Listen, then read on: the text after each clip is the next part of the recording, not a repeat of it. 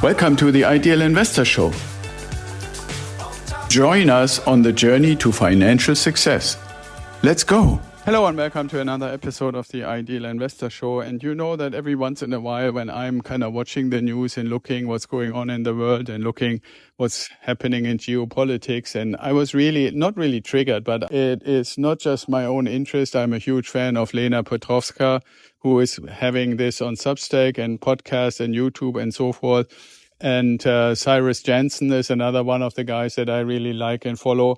So I wanted to bring you a little bit of that interest that I have to my audience as well. And that has to do with the bigger picture economically and the well-being of us, of our generation and future generations. And the question that I put up in one of my recent Substack posts was, is 1 billion people enough? And what I mean by that is if you look at what is currently considered the Western world, then those countries that are part of the Western world are countries like Australia, Canada, the United States, the UK, the European countries, and that's pretty much it. Some people also add Israel to it, mainly because it's so strongly connected to these countries I mentioned before.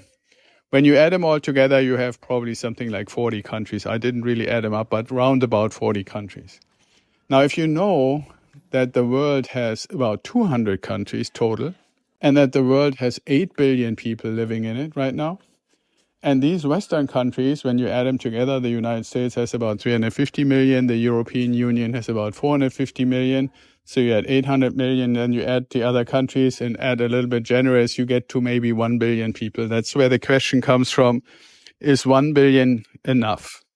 And what do I mean by that? The question really is, if you look, what has been happening in the last few years? I'd say probably 8 years now, maybe 10, that we have identified places in the world, countries and leaders and systems in the world as the Western countries, that we have decided we don't like them.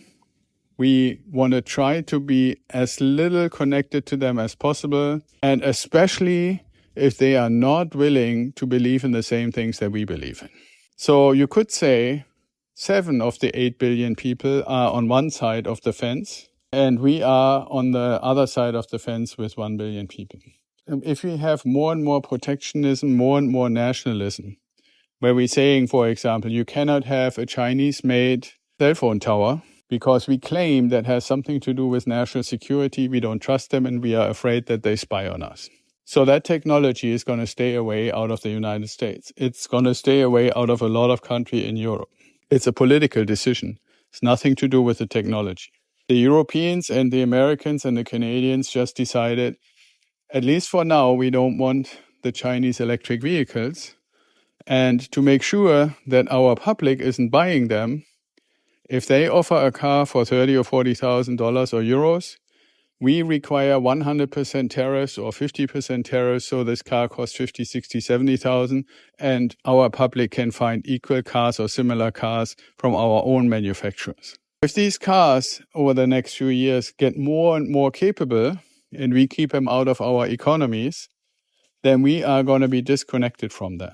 Cars is one thing, semiconductors is another thing. Meaning like we don't want to let their chips into the country anymore, regardless whether their chips are equal, better or worse than ours. We don't want their aluminum anymore. We don't want their solar panels anymore. We obviously don't want any weaponry. We don't want any kind of systems that can be put into airplanes. So Boeing has been told not to buy airplane-related systems for their aircraft from Chinese and Asian manufacturers anymore. Obviously no cell phone technology and that kind of stuff, anything that is telecommunications. And on and on and on. And the list gets longer and longer and longer. What does that lead to?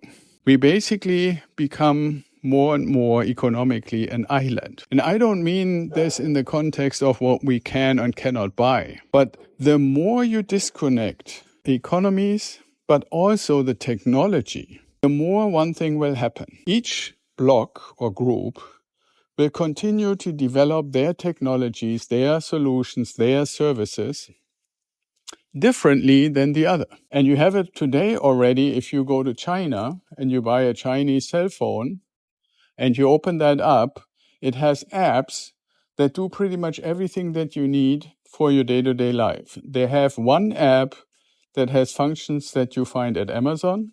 That same app has functions that you can have in PayPal. That same app has functions that you use for banking. That same app has functions that you use for your investments and your tracking of stocks and savings accounts and credit cards and so forth. And on top of that, you can use that same app to make payments for all the things that you need in life.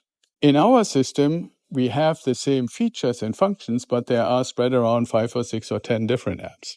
Now we say this is competition and variety, and the customer decides which ones he wants to use. Obviously, when everything is connected, the people that have everything in one app have higher efficiencies. And regardless whether you like the one or the other idea better, what is clear is that both ideas are evolving in two different directions. The one into centralize everything in one app and make it convenient. The other one, decentralize, have multiple ads and apps and offer people a choice. Nobody is saying, I'm not saying what is right or what is wrong, what is better or worse.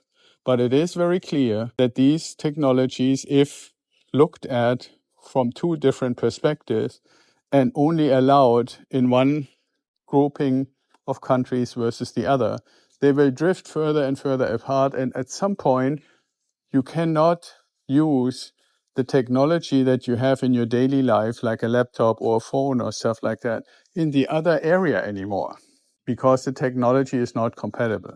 That's where the question comes from. If we build our own island and everything we do is only for the 1 billion people that are part of this economic and technology island, the so-called West, where we build our own stuff, we sell our own stuff, we only collaborate amongst each other and we keep everybody else out.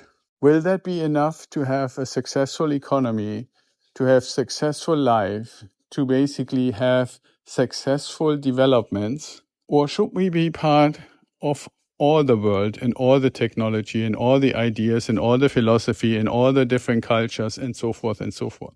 For those, let's say 40, 45 years, we appear to be on a track where the world is coming closer together, even though the term that was used was globalization. Now we seem to be on a track where the two philosophies, the Eastern and the Western one, are drifting apart. And the question that I would love to ask you and hear your answers is, will 1 billion people, our island of Western technology, Western ideas, Western philosophy, and basically keeping the others out, will that be enough to have a good life? I really honestly don't know the answer. I'm a little worried that the answer could be no, but we won't know until we tried. And I have the impression that we have already decided, at least the people that we elected have for us already decided that we're going to go down that track. And so we'll see what will happen. But I believe part of why I wanted to bring this to you is to say, can you do stuff that makes you as independent of the results of these experiments as possible? And I believe the best you can do is have as many valuable assets that everybody in your particular island needs and is willing to pay for, to make sure that you're going to have a good life.